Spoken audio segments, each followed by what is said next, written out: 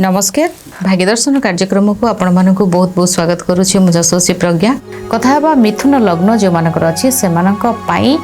कौन रहिबो धन संपत्ति बढ़िबार उपाय आपणकर बैंक बैलेंस घर होची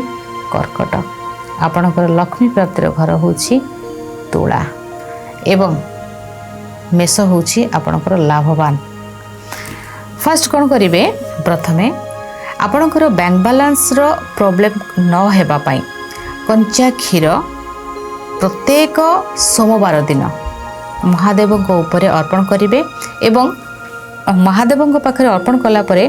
क्षीर जातीय द्रव्य किछि आपण कोनोसी नारी को पीबा को देबे आपण हाथ रे सोमवार रे देबे।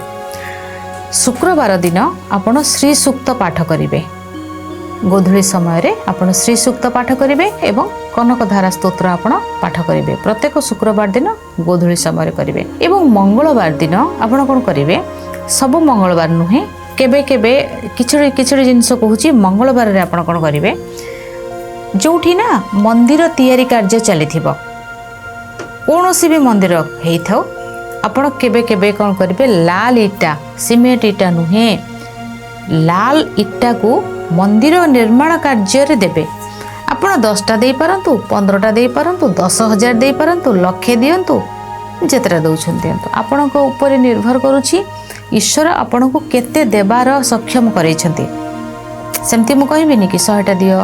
ना जोटा जोटा ईश्वर आपण को देछन आपण को सो इच्छा रे आपण देबे 10टा दे परिबे से 10टा भी मंदिर निर्माण कार्य रे आपण को लागिबो। एटा होची फर्स्ट कथा। द्वितीय कथा होची आपणकर जो माने माटीर दीप रहिला आ कौनसी दीप नुहे माटी दीप को कौन करिवे आपण मंगलवार दिन माने गोटे माटी दीप आणंतु